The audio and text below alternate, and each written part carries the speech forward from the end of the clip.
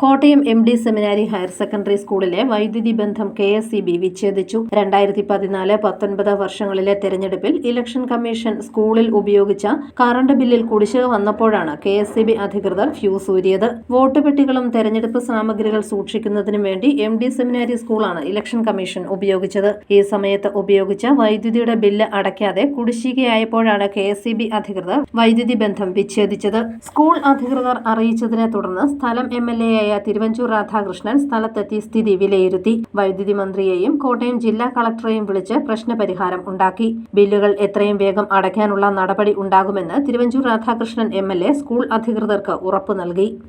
Fuse ഊരിയതോടുകൂടി കുട്ടികൾക്ക് വെള്ളം കുടിക്കാൻ നിവൃത്തിയില്ല, ക്ലാസ്സിലെടുക്കാൻ നിവൃത്തിയില്ല, എല്ലാ സൗകര്യങ്ങളും അതോടുകൂടി സ്വിച്ച് ഇട്ടതുപോലെ അങ്ങ് നിന്നുപോയി.